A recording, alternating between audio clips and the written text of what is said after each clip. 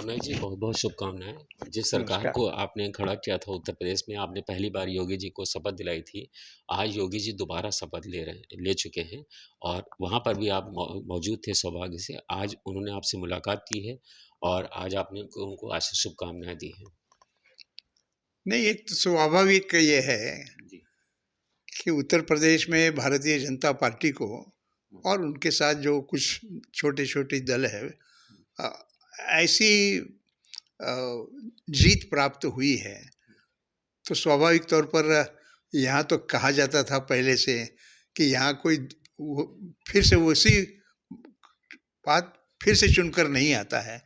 तो योगी जी के नेतृत्व में ये रिकॉर्ड बदल गया जी। और योगी जी ने भी, मैं यहाँ काम करता था जी। राज्यपाल के नाते, ये कहकर, जैसे केंद्रीय मंत्रियों को बुलाया जाता है वैसे मुझे भी बुलाया जी। और मैं आ गया। जी। अब आने के बाद एक स्वाभाविक आनंद है। हम्म। अब शायद देखना पड़ेगा, आप भी चाहे तो खोज लीजिए जी। कि अ, ऐसे शपथ विधि में जो राज्यपाल हो के यहाँ से दूसरी जगह पर गया है, जी। ऐसे राज्यपाल को कहाँ बुलाया है क्या, जी। उसकी आप जांच करिए। जी। तो जी। मुझे लगता है कि एक दफ़े राज्यपाल वहाँ से गया हम्म। तो फिर राज्यपाल को हाँ। शपथ विधि में तो बिल्कुल नहीं बुलाते हैं। जी, बिल्कुल नहीं। और उन्होंने मुझे स्नेह से बुलाया, जी। मैं आया जी। और मंच पर मुझे स्थान दे दिया जी। और मैंने उनको कहा कि ये आपका भी बड़प्पन है। उन्होंने कहा बड़प्पन नहीं है, एक अपनी संस्कृति है कि एक दूसरे का आदर करना, और उसके भूमिका में बुलाया। तो स्वाभाविक मैं आज सुबह गया, उनसे चर्चा की और मुझे उसमें जो लगता है वो मैंने बताया कि ये जो काम है, ये काम आगे मजबूती से बढ़ाना है। तो जो भी विधायक करके चुनकर आए हैं, उनका भी प्रशिक्षण करने की आवश्यकता है। जी।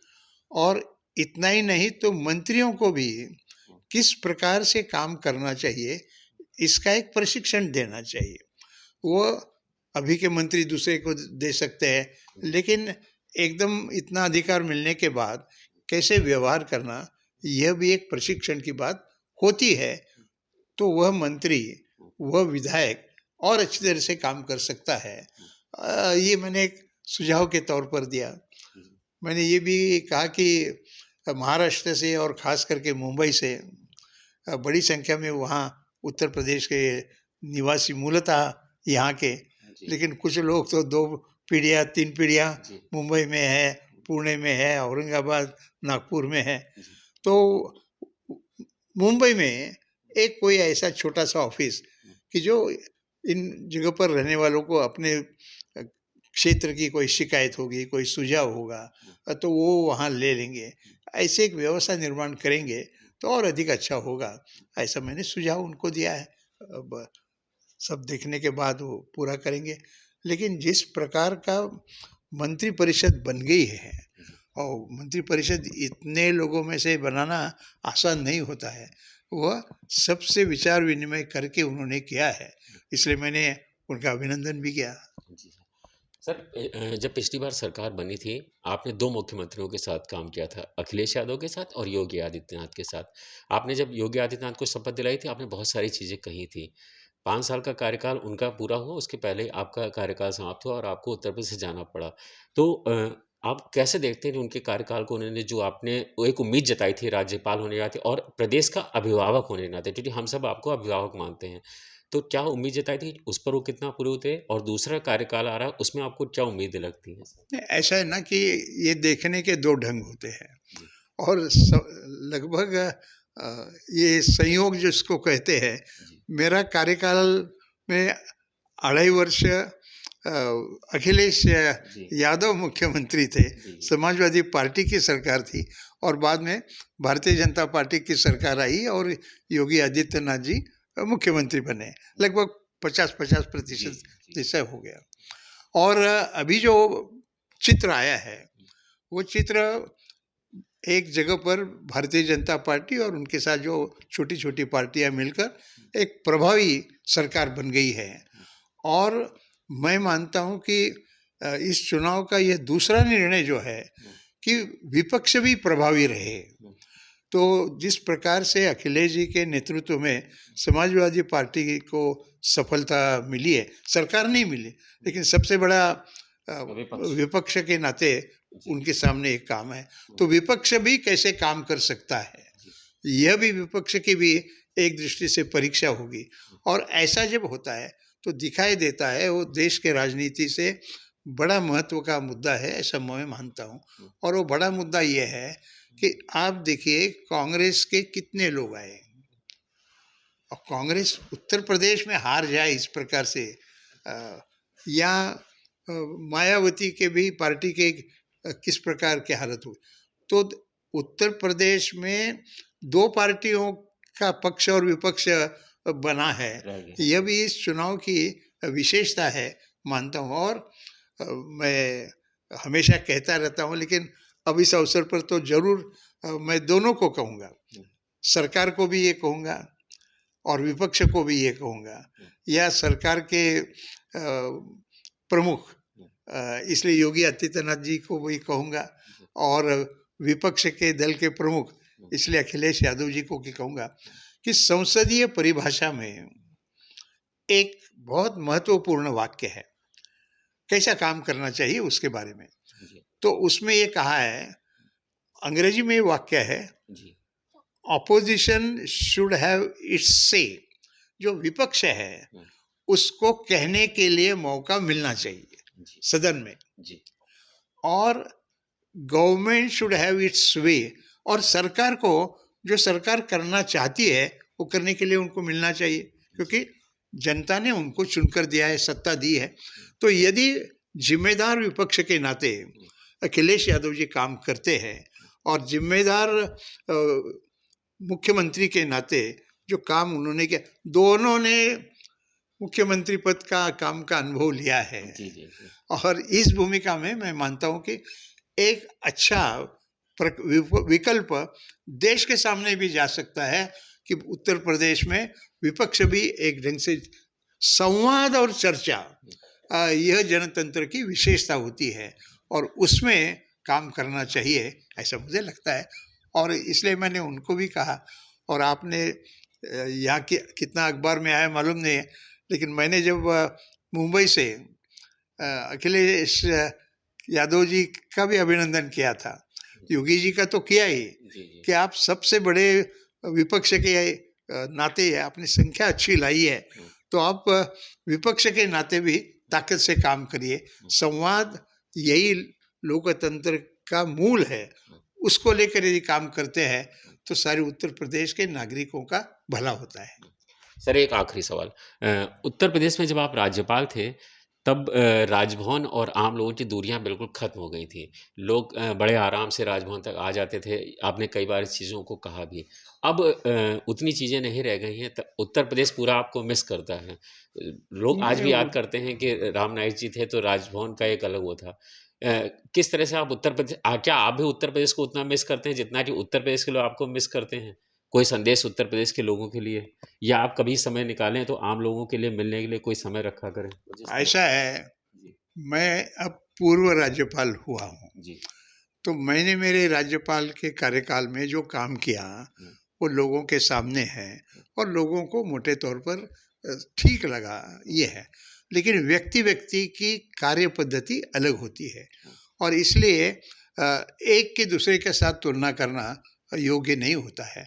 अब मैं इतना होने के बाद भी, ये मैं राज्यपाल पद से यहाँ जाने के बाद तीसरी बार यहाँ मैं आया हूँ।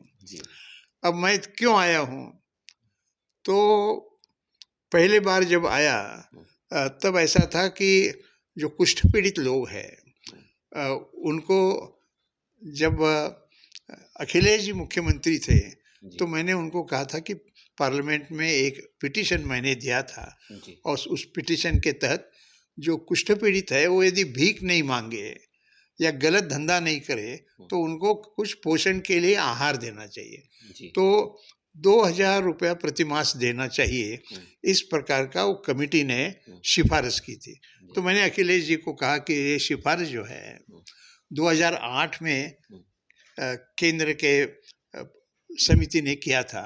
अब उस समय पर 6 साल हो गए थे, तो 6 साल में महंगाई भी बढ़ गई है। जी, तो आप 2000 के बदले में 2500 करेंगे जी, तो उचित होगा।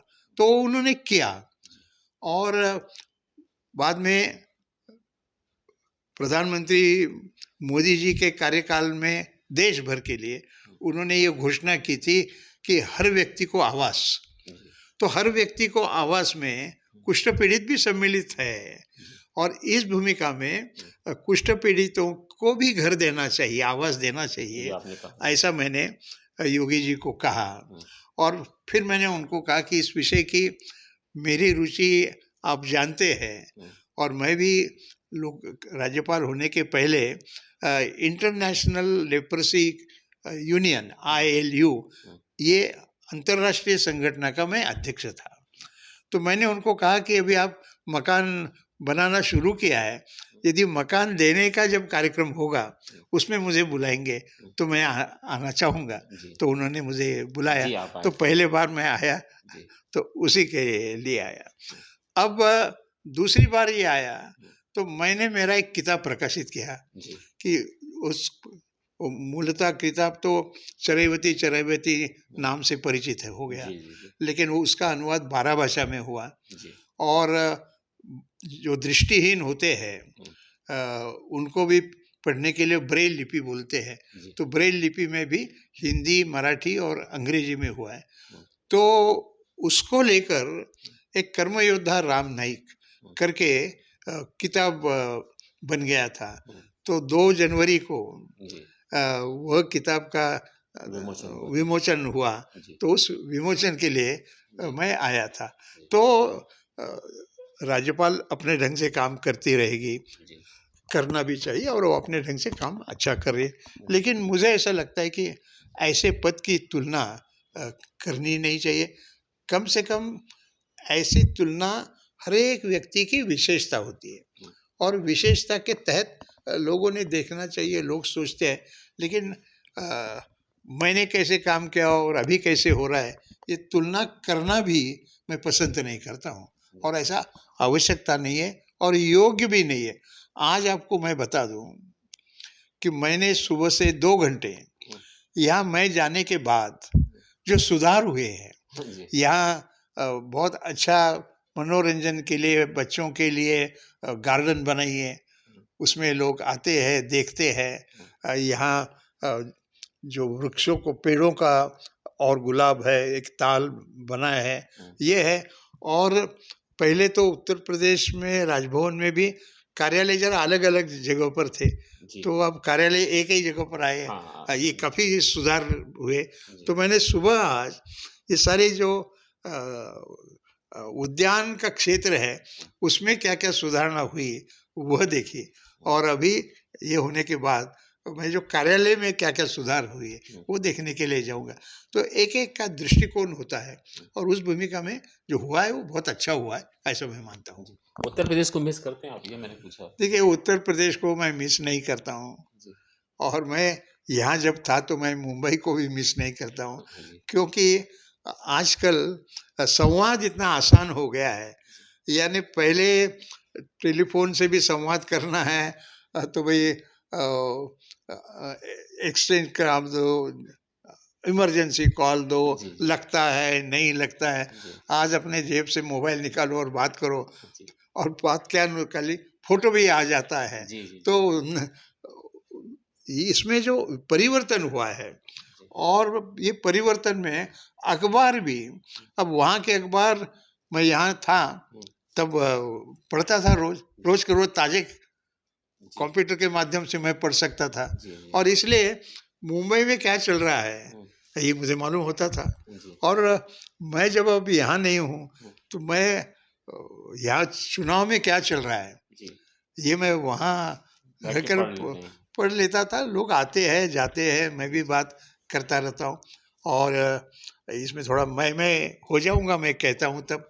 लेकिन 3 जनवरी को जब मैं पुस्तक के प्रकाशन के लिए आया था, जी, तो कुछ पत्रकार मित्रों ने मुझे पूछा कि अब कुछ ही दिनों में चुनाव की घोषणा होकर चुनाव होगा, तो क्या होगा ऐसा लगता है? हुँ, तो मैंने कहा कि मैं ज्योतिषी नहीं हूँ, लेकिन मैं आपको इतना बता देता हूँ कि बहुत अच्छी संख्या में योगी आदित्यनाथ चुनकर आएंगे। और जो कह रहे थे कुछ लोग कि दोबारा नहीं आता है, ऐसी कोई बात नहीं है। ये जो परिवर्तन उत्तर प्रदेश में हो रहा है, वो मैं मुंबई में था तभी मैं वहाँ से देख रहा था। वो परिवर्तन तो ये था कि धीरे धीरे लोग मतदान करते समय जाति के आधार पर न करते हुए काम के आधार पर करने लगे, विकास के आधार पर करने लगे। और विकास जिस प्रकार से हुआ है सबको साथ, ये खाली नारा नहीं रहा है। तो यहाँ कोरोना के कार्यकाल में गरीबों को अनाज गया है, तो सबको अनाज गया है। यानी 5 साल में टॉयलेट बना कर दिए गए हैं, तो सबको बना कर दिए गए हैं। जो गैस का है तो गैस दिया है तो सबको दिया गया है। अब ये सबको दिया गया है, सबको साथ लिया है। इसका जैसे अणुबम का होता है ना, अणुबम में बोला जाता है कि अणु बहुत छोटा होता है, लेकिन ये जो है ये चुनाव की दृष्टि से अणुबम जैसे काम इन्होंने किया और इसलिए बहुत अच्छे ढंग से चुनकर आए। सर वैसे मेरा सवाल खत्म हो गया, तो आखिरी था आपने सवाल छोड़ा, इसलिए एक सवाल छोटा-सा उत्तर आपसे चाहूँगा कि आपने जो योगी आदित्यनाथ को सरकार दोबारा देखा, एक उनके व्यक्तित्व की बात करें, खाली उनकी व्यक्तित्व की, तो उनको आप किस तरह देखते हैं? क्या उन्होंने राजनीति के बहुत सारे मिथक तोड़े हैं? उन्होंने जातियों को तोड़ा है, धर्म की राजनीति को देखिए, तोड़ा मैं है? आपको ये कहूँगा कि योगी जी ये भारत में ये पहले सन्यासी मुख्यमंत्री रहे हैं और कोई भी प्रदेश में अब तक सन्यासी मुख्यमंत्री नहीं रहा है। और सन्यासी का व्यवहार करते समय सबके साथ काम करो, स्नेह से काम करो, गरीबों को, दूसरे को ख्याल करो।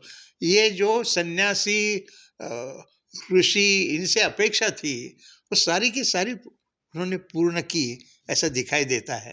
और इसलिए जिस और जहाँ पहले भी होता था ना, दैत्यों के विरोध में कृष्ण ने संग किया, राम ने रावण के साथ लड़ाई। अब उन्होंने भी यहाँ जो दैत्य थे, इस प्रकार के जीवन बिताने वाले, उनको भी चुनाव की दृष्टि से हराया है और लोगों को एक दृष्टि से मुक्ति दी है, ऐसा चित्र दिखाई देता है। धन्यवाद। सर, सरिता प्रवास से बातचीत करने के लिए बहुत-बहुत धन्यवाद आपको। नमस्कार आपको भी, आप आए, धन्यवाद आपको।